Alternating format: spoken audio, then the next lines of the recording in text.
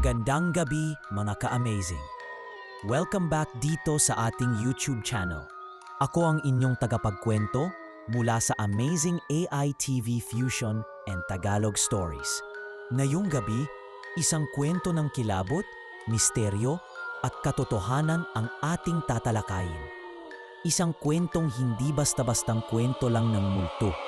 Ito ay hango sa isang kakaibang insidente na yumanig sa isang istasyon ng radyo sa isang tahimik na bayan sa Pilipinas. Handa na ba tayo, mga ka-amazing? Sisimulan na natin ang kwento. Ang istasyon ng radyo na DZRJ 98.3 Midnight Waves ay kilalang kilala sa late night program nitong Boses ng Gabi, kung saan live na tumatanggap ng mga tawag ang host na si DJ Marites San Jose. Malamig ang boses niya, kalmado at magaan sa pandinig. Ilang taon na siyang DJ at sanay na siya sa iba't ibang klasing caller. May nagpapayo, may nagpaparamdam, at may mga prankster.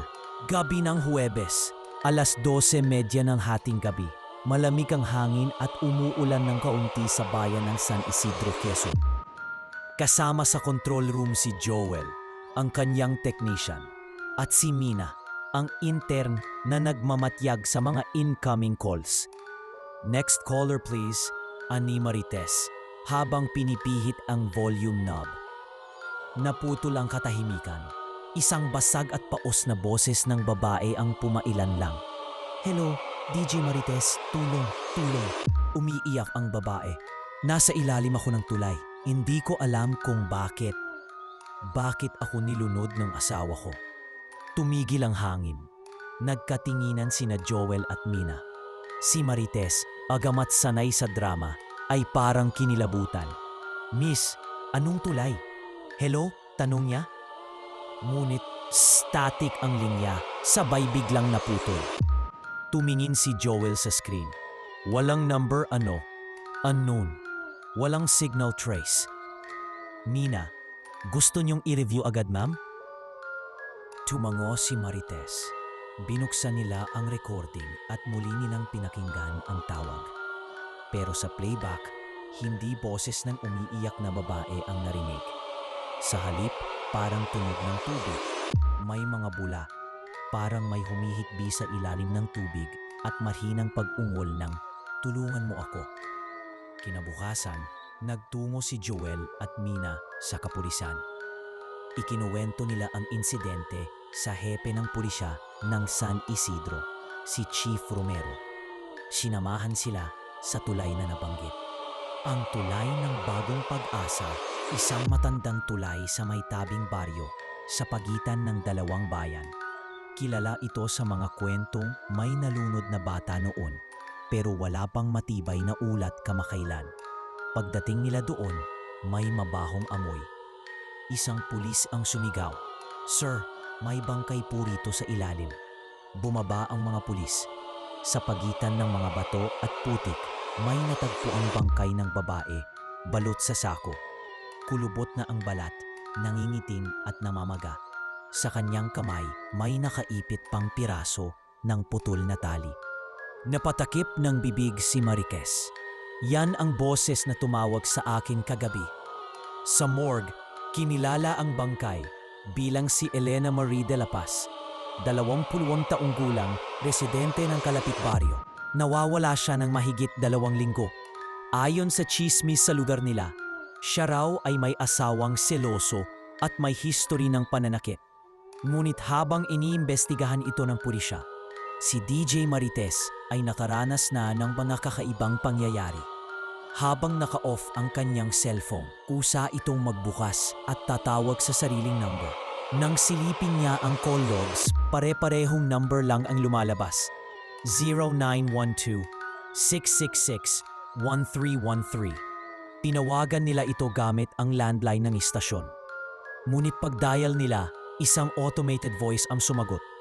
Ang numerong ito ay hindi na pwedeng tawagan. Ang katahimikan ay tanda ng pagtanggap. Paalam. Kinilabutan si Mina. Ma'am, sa tingin mo, kaluluwa talaga yung tumawag sa programa kagabi? Hindi ko alam, sagot ni Marites. Pero parang hindi pa tapos ang gusto niyang sabihin. Parang may hinihingi pa siya. Kinagabihan, live ulit ang show. Tahimik ang first hour.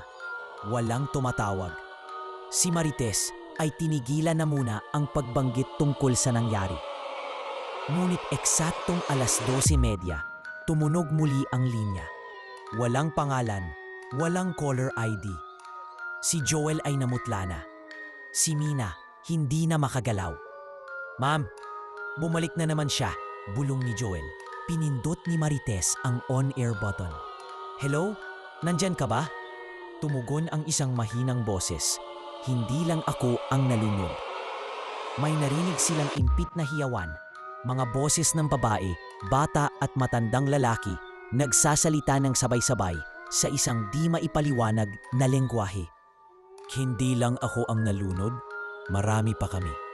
Sabay tunog ng mga nagpuputukang ilaw sa booth. Umikot ang silya ni Mina. Sa salamin ng booth, may nakitang anino si Joel. Basang babae, walang muka, nakatingin sa kanila. "Hindi lang ako ang nalunod, marami pa kami." Biglang bumukas ang pintuan ng booth kahit nakalock iyon. Tumalsik ang malamig na hangin papasok. Napalingon si Joel. Si Mina ay napasigaw at napasubsob sa ilalim ng lamesa. Si Marites, nanginginig ang tamay habang hawak ang mic. Pilit pa rin pinapakalma ang sarili. Sinong kausap ko?" tanong niya. Paos ang boses sa takot. "Ilawan mo ang ilalim ng tulay. Sa bandang kaliwa. Naroon kami. Mga boses na hindi nyo naririnig. Mga mata na hindi nyo tinitingnan." Click. Naputol ang linya. Bumalik sa normal ang ilaw sa booth. Tahimik. Wala ni isang tunog. Naririnig lang nila ang mahinang hikbi ni Mina sa ilalim ng mesa. "TJ, bakit po ganun? Parang hindi lang multo yon. Parang may sinusubukang iparating." Hindi na sila nakapagsalita pa. Magdamag silang hindi nakatulog. Kinabukasan, sinadya nila ulit ang tulay. Ngayon ay kasama na nila si Chief Romero at 2 imbestigador, si PO1 Lara at PO3 Gonzales. Bitbit nila ang floodlight pana at rescue rope. "Dito raw sa kaliwa banda," sabi ni Marites. Tinuturo ang bahagi ng sapa na halos natatakpan ng damot putik. Nang sinimulan nilang hukayin ang lugar, lumambot agad ang lupa. Nagsimulang bumaho ang hangin. Ilang minuto lang, may natagpuan silang buto. Buto ng kamay. May suot pang pulseras. "Chief, may isa pa," sigaw ni Gonzales habang hinuhukay ang kabilang dulo. Isa pa ulit. Mas maliit ang katawan. Bata. 10 bangkay ang nahukay sa araw na yon. Mga katawan ng babae, bata at matandang tila ginapos bago tinapon. Halos lahat ay nasa loob ng sako. Tila may pattern ng pananakal, pagbubugbog at pagtapon na paulit-ulit. Nagulantang ang buong bayan ng San Isidro. Naging headline ito. "Mass grave natagpuan sa ilalim ng tulay sa Quezon." Habang iniimbestigahan ng PNP ang kaso, may napansin si Joel. Sa lahat ng recording ng tawag mula sa unknown number, palaging may mahinang background na tunog. Tunog ng lumalangoy, ng pagtulo ng tubig, at sa huling bahagi, tinig ng isang lalaki. "Kasalanan mo to, huwag kang magingay." Ang mga recording ay hindi lang basta tinig ng mga biktima. Parang may parte rin ng mga huling sandali bago sila pinaslang. Sa kalagitnaan ng gabing iyon, habang nasa booth si Marites, tumunog na naman ang linya. Tumayo si Mina. "Ma'am, hindi niyo na po kailangan sagutin yan. Baka kailangan na nating tumigil." Ngunit tumingin si Marites sa dalawa. "Hindi tayo titigil hanggang hindi natin alam kung sino ang gumawa nito sa kanila." Pindot. On air. "Hello?" Tahimik. "Kasama mo kami lagi, Marites." Mahinang tinig ng batang babae. "May kilala kang lalaking matangkad, mabango, may relos na pilak?" "Ha? Siya ang tumatawag sa amin sa gabi. Nakaitim, may baril, sumasakay sa itim na kotse." Tumigil ang boses. Tumunog ang emergency bell ng booth. May sumisigaw sa labas. Si Kuya Danny, ang gwardya. Joel, Marites, lumabas kayo. Nagmadali silang lumabas. Sa parking lot ng istasyon, may naiwan na sasakyan. Itim na kotse. May dugo sa gilid ng bintana. Kanino to? Tanong ni Chief Romero na kagagaling lang sa istasyon. Sa loob ng sasakyan, natagpuan ang wallet ng isang lalaking nakapang CIDG.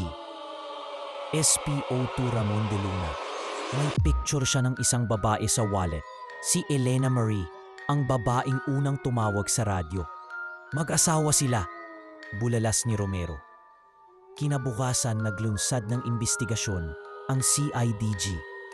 Lumabas na si SPO2 Ramon de Luna ay matagal nang hindi nagre-report. At hindi lang iyon, ang baril niya ay sangkot sa 3 dating kaso ng nawawalang babae sa parehong rehiyon. Habang papalalim ang imbestigasyon, lalong lumalalim din ang takot. Hindi lang pala si Elena Marie ang biktima, marami pa. At ang telepono ni Marites ay tila naging tulay ng mga kaluluwa na gusto ng hustisya. Tuwing 12:30, may tatawag. Isa-isang naglalahad ng pangalan, lugar at mukha ng taong responsable sa pagkamatay nila. Si Tio Ramil, inulog ako sa balon. Si Kuya Berto, ginapos ako at iniwan sa bodega. Si Mang Elias, sinunog ang katawan ko sa likod ng warehouse. At bawat tawag, tumutugma sa totoong bangkay na natatagpuan. Pero sa 11 gabi, may ibang boses ang tumawag. Boses ng lalaki, malalim, mabigat. Marites, sino ka? Alam mo na kung sino ako. Bakit mo sila pinakikialaman? Anong ibig mong sabihin? Kung hindi mo ititigil ang programa mo, ikaw ang susunod. Naputol ang linya. Ngunit kasabay ng pagkaputol nito, bumukas ang email ng istasyon. May video file na may subject na maritesss.mp4. Binuksan ito ni Joel. Ang unang frame, larawan ni Marites na natutulog sa kanyang kondo.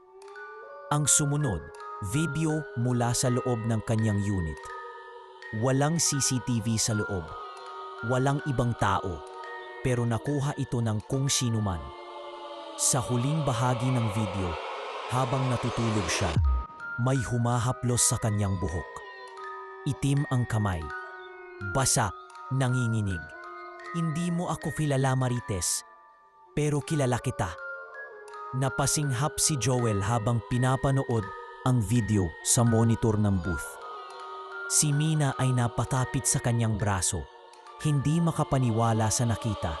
Si DJ Marites tulog sa kama niya habang isang madilim na anino ang lumalapit. Hinihimas ang kanyang buhok. Walang kamera sa loob ng unit niya. Kaya't imposibleng may footage na ganito. Maliban na lang kung, paano to nakunan? Tanong ni Joel, nanginginig ang tinig. Si Marites, bagamat natigilan ay hindi nagpadaig sa takot. Kinuha niya ang telepono at tinawagan agad si Chief Romero. Chief, may bago na naman pong nangyari. Kailangan niyong makita ito. Sa gabing iyon, hindi na live ang show. Naka-off-air ang istasyon. Nagtipo ng team sa loob ng booth, kasama si Chief Romero, PO1 Lara at ilang kasamang investigador. Isinalang muli ang video sa malaking monitor. Pagkatapos ng huling bahagi ng video, may sumunod pang 30 segundo. May lumabas na salita sa screen. Bilang na ang mga araw mo. Kasunod nito, black screen. Walang audio. Pero matapos ang 2 segundo, may sumulpot na muka. Malapit sa kamera. Basang-basang babae. Wala ang kalahating muka. Parang tinanggal gamit ang putsilyo. Sa isang iglap, biglang humiyaw si Mina at hinimatay. Kinabukasan, habang nagpapagaling si Mina sa ospital, muling nagsagawa ng imbestigasyon si Chief Romero. Kinausap nila ang ilang retiradong pulis sa San Isidro. Lumabas ang matagal ng pinagtatakpan. isang kultong pinamumunuan ni SPO2 De Luna at 3 pulis sa dating istasyon. Noong dekada 90, may mga babaeng nawawala, ngunit itinatago ang mga kaso sa pamamagitan ng pekeng ulat. Ang mga biktima, ayon sa lumang testigo, ay pinipili mga kabataang babae, walang pamilya o suporta, dinadala sa isang abandonadong warehouse sa Barangay Tagpos. Lahat ng iyon tinabunan, sabi ni Chief Romero. Ngayon po alamin natin, pero ngayong lumilitaw, hindi na ito pwedeng itago. Samantala si Marites ay bumalik sa kanyang kondo upang kumuha ng gamit. Mag-isa siyang pumasok, pero pagkasara ng pinto, naramdaman niyang malamig ang paligid. Tumigil sa paggalaw ang orasan. Tumunog ang radyo sa sala ng kusa, isang static lang, pero sa gitna nito, may narinig siyang bulong. Bantayan mo ang salamin. Napalingon siya sa malaking salamin sa tapat ng kusina. Wala siyang nakita. Ngunit pagbalik ng kanyang paningin sa cellphone, may bagong mensahe. Gusto mo bang malaman kung ilan pa ang napatay? Hindi galing sa number. Walang contact, walang app. Pero may kasamang attachment. Isang larawan ng sako na nabuksan. Kita ang bungo ng bata. May number sa noo. #14. Dali-dali siyang lumabas at nagtungo sa estasyon. Kinagabihan, pinilit nilang ibalik ang programa kahit off-air. Wala sa radyo, pero live sa internet. Streaming. Kasama si Joel, isang laptop at backup camera. Nag-live si Marites sa Facebook page ng Boses ng Gabi. Magandang gabi, ako si DJ Marites. Hindi ako lalaban gamit ang armas. Lalaban ako gamit ang boses ng mga nawala, mga hindi narinig, mga tinabunan ng lupa at kasinungalingan. Ngayon, maririnig natin sila. Walang gaanong viewers sa simula. Pero habang umaandar ang broadcast, dumarami ang nanonood. Umabot ng higit 3,000 sa loob ng unang 15 minuto. Kung isa ka sa mga nawalan ng mahal sa buhay at hindi kailanman nahanap ang bangkay nila, maaaring isa sila sa mga tumatawag sa akin gabi-gabi. Tumunog ang telepono. Hindi galing sa signal, pero sa loob ng streaming software, may lumabas na audio line. Umasok ang boses, umiiyak. Bata, Ate Marites, ako po si Jana. Hinulog po ako sa tangke ng tubig sa likod ng eskwelahan. Naputol ang tawag. Si Joel agad na naghanap ng records. May batang nawawala noon. Jana Mendoza, grade 5, sa San Isidro Elementary School. Nawawala for 18 years. Kinabukasan, sa tulong ng mga viewers at ng bagong task force, binungkal ang lumang tangke sa eskwelahan. Totoo, naroon ang buto ng bata. May ID pa ng San Isidro Elementary sa tabi ng bungo. Sunod-sunod ang mga impormasyon. Gabi-gabi sa live stream, tumatawag ang mga boses. Isa-isang ibinubunyag ang mga pangalan ng pumatay sa kanila. Isa-isang ipinapakita ang lokasyon ng kanilang mga katawan. Ngunit hindi lang iyon ang lumilitaw.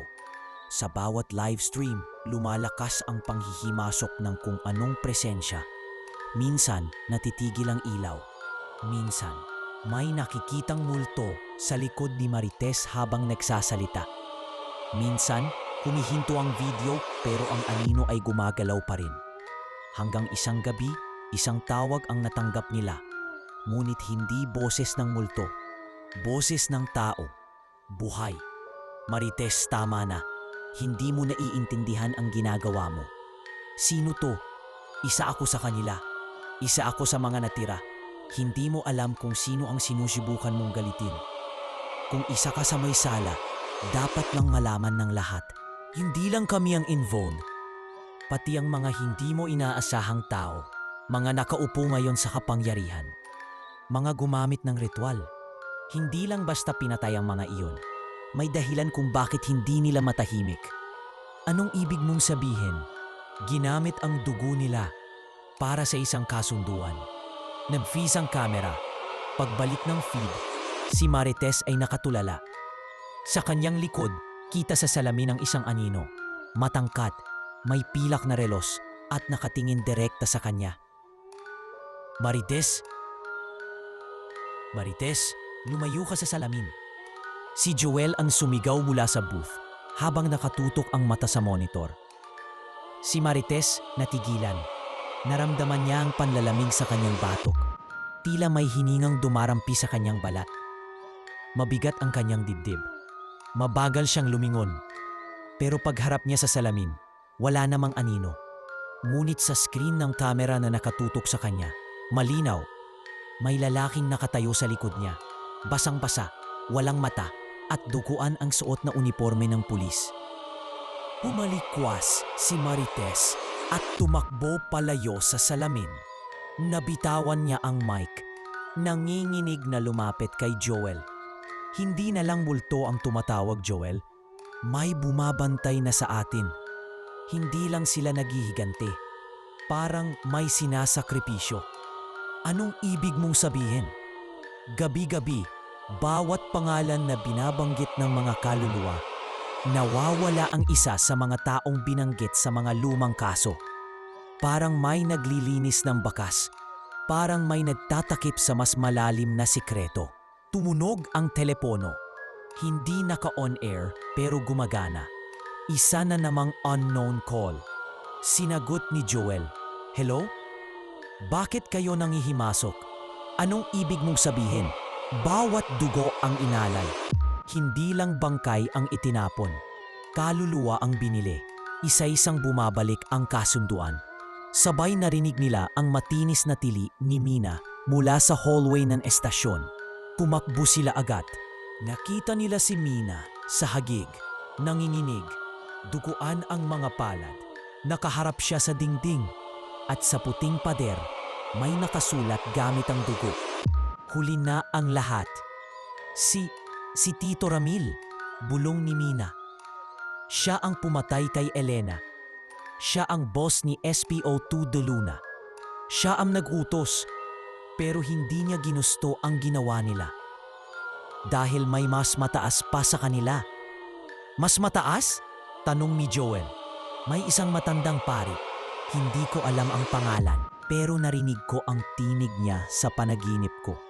Sabi niya, ang mga patay ay hindi dapat magsalita.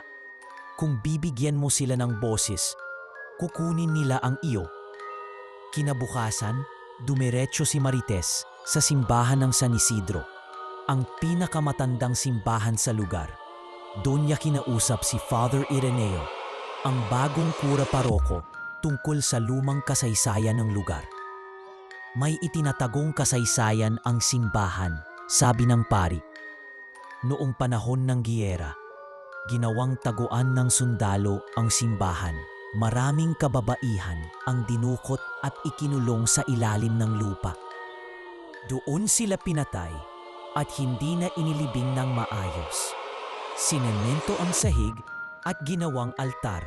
Bakit hindi to alam ng mga tao? Dahil sa takot, dahil sa kasunduan. Isa sa mga pumatay sa kanila ay naging mayor. Isa ay naging arsobispo. Isa ay naging hepe ng pulisya. Ang kasaysayang ito ay binura. Nang gabing iyon, nagbalik si Marites sa istasyon para sa huling livestream. Dala niya ang lahat ng dokumento, pangalan ng mga nawawalang babae, litrato, mga kwento ng kamag-anak, at audio recording ng mga tumawag. Mga ka-amazing, kung mawala man ako pagkatapos nito, gusto kong malaman ninyong ginawa ko ang lahat para marinig sila. Hindi sila kwento lang ng multo. Sila ay mga taong ginahasa, pinatay, at tinabunan ng kasinungalingan. Ngayong gabi, sila ang magiging bida. Pakinggan ninyo ang kanilang mga huling tinig. Isinalang niya ang audio file. Halo-halong tinig ng mga babae. Umiiyak, humihingi ng tulong, nagsusumbong. Isa-isa nilang binanggit ang mga pangalan. Pagkatapos ng huling bahagi ng recording, biglang nag-brownout sa buong estasyon. Nawala ang kamera. Namatay ang ilaw. Si Joel ay nagtangkang patakbuhin ang generator. Ngunit hindi ito umaandar. Sa dilim, Si Marites ay nakarinig ng mga yabag sa paligid. Mababagal, mabibigat, nanggagaling sa iba't ibang direksyon. May humawak sa kanyang balikat. Marites, tinig ni Elena Marie. Pamilyar, malungkot, salamat, pero tapos na ang oras mo. Muling bumukas ang kuryente. Bumalik ang ilaw. Ngunit wala na si Marites sa booth. Wala rin siya sa buong gusali. Iniwan niya ang lahat ng recordings, dokumento, at ang kanyang cellphone. Bukas sa camera app, nakatutok sa salamin. Sa huling frame ng camera, may isa pang mensaheng lumabas. Kapalit ng katotohanan ay katahimikan. Kinabukasan, kinumpiska ng CIDG ang buong estasyon. Isinara ang boses ng gabi. Pinatigil ang broadcast. Ngunit sa kabila ng pagpatay sa programa, kumalat na ang mga recording sa internet. Nag-viral ang live stream ni Marites. May nagsasabing nakita raw siya sa may paanan ng tulay. Nakaupo, basa at nakatitig sa ilog. Ngunit sa CCTV ng estasyon, may bago silang natuklasan. Isang file na hindi nila nakita noon. Lastcall.wav. Binuksan ito ni Joel. Hello, ito po si Marites. Kung naririnig ninyo ito, ibig sabihin, hindi na ako babalik. Pero sana sa boses kong ito, marinig do sila. Dahil minsan, ang patay lang ang nagsasabi ng totoo. Joel, may bago na namang file. Ngayon lang nag-appear sa system. Si PO1 Lara ang nagsalita habang hawak ang backup laptop ni DJ Marites. Kasalukuyan silang nasa dating booth ng estasyon.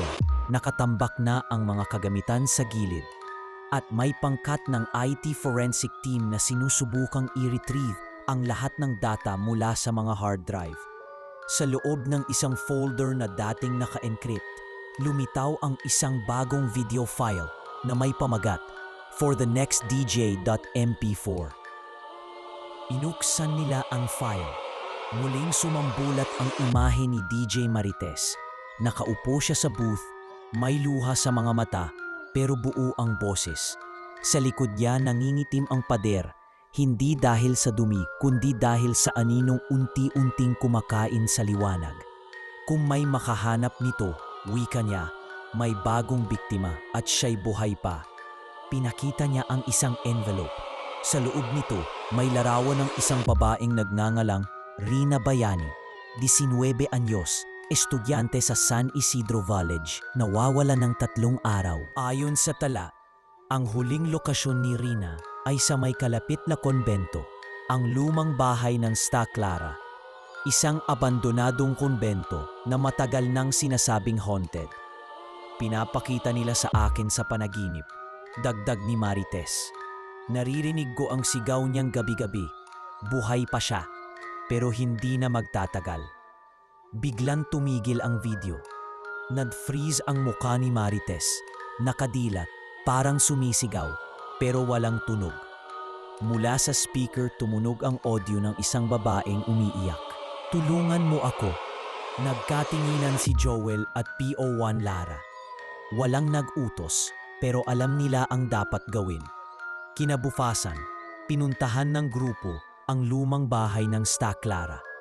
Napapalibutan ito ng lumang pader, may balete sa harapan, at mga lumang imahe ng santo sa bintana. May amoy ng amag at tila ang bawat yapak sa loob ay sumisigaw ng kasaysayan. Tingnan niyo to, bulong ng isang pulis. Bukas ang pinto sa likod. Pagpasok nila sa basement, naamoy agad nila ang halimuyak ng nabubulok na karne. Sumama ang sikmura ng ilan. Sa ilalim ng sahig ng altar, may trapdoor. Binuksan nila iyon. Sa loob, may lumang selyadong silid. At sa isang sulok, nakatali, walang malay, at halos wala ng buhay. Naroon si Rina. Manipis ang katawan, sugatan at basa ng putik. Sa tabi niya, may mga gamit na pambendisyon. Rosaryo, basang tela, kandila. Ngunit ang nakakapagtaka, may nakaukit sa pader. Aming handog ang kaluluwa mo. Agad siyang isinugod sa ospital. Habang hawak ni Joel ang kamay ni Rina, pumikit ito at mahinang bumulong. Sila hindi pa rin tapos. Pagka-uwi ni Joel sa istasyon, bumumad sa kanya ang isang kahon sa mesa ni Marites. May sulat sa ibabaw. Joel, para sa huling bahagi. Binuksan niya ang kahon. Laman nito, cassette tape, larawan ng 11 babae at isang punit na pahina ng diary. Sa tape, boses ni Marites. Joel, kung nahanap mo to, ibig sabihin na tapos mo ang bahagi mo. Pero may isa pa akong kailangan sabihin. Sabay tunog ng malalalim na hininga. Hindi ko ito naikwento sa live, pero isang gabi, habang natutulog ako, nagpakita si Elena. Hindi na siya iyak ng iyak. Tahimik siya. Sabi niya, hindi sila kaluluwa. Hindi sila multo. Isa silang kasunduan ng kasamaan. Sa larawan ng 11 babae, lahat ay biktima ng parehong paraan ng pagpatay. Ginapos, pinusalan, tinapon. Pero ang huling larawan, hindi babae. Isa itong batang lalaki, 6 na taon pa lamang. May pangalan sa likod, Rafael Ireneo Gomez. Sa research ni Joel, tumambad ang nakakagimbal na detalye. Si Rafael Ireneo Gomez ay anak ng Father Ireneo. Bumalik si Joel sa simbahan upang harapin ang pari. Father, ano ang totoo? Tahimik ang matanda. Inabot nito ang lumang Biblia mula sa kanyang altar. Alam mo ba kung bakit ako pumasok sa pagkapari, Joel? Anong niya? Dahil may kasalanang hindi ko kayang tubusin sa mundo. Si Rafael, siya ba talaga ang anak mo? Anak ko siya, at siya rin ang huling handog ng kultong iyon. Pinatay siya sa harapan ko, at hindi ko nagawa ang kahit ano. Bakit hindi ka nagsalita? Dahil sinabi ng matandang lider ng kulto, kung magsasalita ka, babalikan ka nila, isa-isa, sa paraang hindi mo maiintindihan. At simula noon, gabi-gabi may mga bumubulong sa akin sa kumpisalan, mga boses na patay, mga aninong lumuluhod sa altar. Si Joel luhaang humarap sa pari. Ngayon, Father, anong dapat nating gawin? Tumayo si Father Ireneo, kinuha ang boteng banal na tubig at isang kutsilyo. Ibaba natin ang huling seremonya, ang huling misa ng mga patay. Ngunit kailangan ang sakripisyo. Hindi pwedeng mawala si Marites nang walang saysay. Pagbalik nila sa estasyon, madilim ang paligid. Tumutunog muli ang mic. Kahit walang broadcast. Boses ni Marites. Oras na para tapusin ito. Biglang nagsalita ang lahat ng speakers ng booth. Mga sigaw, mga dasal, mga pangalan. Mula sa kisame, nagsimulang tumulo ang tubig. Mabaho, maitim, parang dugo. Sa monitor, biglang sumulpot ang lahat ng mukha ng mga tumawag sa show. Iisa-isa silang sumigaw ng, tapusin na. Si Joel, humawak sa mic. Ako si Joel Morales. At ito ang huling gabi ng Boses ng Gabi. Pero ang totoo, hindi na ito tungkol sa amin, kundi sa mga tinanggalan ng karapatan at boses. Isang pagsabib ng ilaw, isang hiyaw mula sa kalaliman, at biglang katahimikan. Sa gitna ng katahimikan, naramdaman ni Joel ang matinding panginginig ng lupa sa ilalim ng booth. Ang mga bumbilya sa kisame ay pumutok isa-isa. Sa bawat pagsabog ng ilaw, tila may nakikita siyang anyo sa paligid. Mga aninong babae, mga batang umiiyak, matandang babae na lumuluhod, at si Elena Marie, nakatingin sa kanya, ngiting mapait, luha ang nakabukas ang braso, tila nangungusap. Pumalikwas si Father Ireneo, sinimulan ang orasyon gamit ang lumang Latin script na natagpuan sa loob ng sako ng mga biktima. Habang pinibigkas niya ang mga salita, unti-unting nagdidilim ang paligid. Sa monitor ng booth, nagsimulang magsalita ang boses ni Marites, galing sa ape recorder. Ang bawat kaluluwa ay may karapatang marinig. Ngunit kung walang makikinig, sila ay mananatiling nakakulong. Sinimulan ni Joel ang huling broadcast. Walang musika, walang intro, walang soundbed. Mga ka-amazing, ito ang huling gabing bubuksan natin ang boses ng gabi. Hindi para sa kasikatan, hindi para sa kwento, kundi para sa katotohanan. Isang malakas na ihip ng hangin ang dumaan. Nabuksan ang pinto ng booth at mula sa hallway, pumasok ang malamig na presensya. Dala nito ang bulong ng libu-libong tinig. Sabay-sabay na nagsalita, sabay-sabay na umiyak, at sabay-sabay na sumigaw. Tapos na. Si Joel ay napaluhod sa sahig habang nakaturo ang lahat ng anino sa kanya. Tumigil si Father Ireneo sa pag-orasyon at sa kanyang huling panalangin, sinabi niya, "Patawarin niyo kami, mga kaluluwa, dalhin na kayo sa liwanag." Sa isang iglap, ang buong estasyon ay nilamon ng puting liwanag. Pagbalik ng kulay, wala na si Joel, wala na si Father Ireneo, wala na rin ang mga kagamitan sa booth. Tahimik, malinis. Kinabukasan, natagpuan ng mga awtoridad ang estasyon na tila hindi ginamit ng maraming taon. Alikabok, kalat, walang gamit. Ngunit sa gitna ng booth, may naiwan. Isang cassette tape na may sulat kamay para sa mga makikinig. Nang isa lang ito, narinig ang tinig ni Marites. Kung naririnig mo ito, nangangahulugan lang na ang katotohanan ay hindi mapipigilan. Salamat sa pakikinig. Salamat sa paniniwala. At kung minsan, kung sakaling may marinig ka sa gabi na umiiyak sa telepono, huwag mo agad ibaba. Baka siya ay may kwento rin. At baka ikaw na ang susunod na tagapagsalita. Diyan na nagtatapos ang ating kwento, mga ka-amazing. Maraming salamat sa pagsama at pakikinig sa nakakakilabot na kwento ngayong gabi.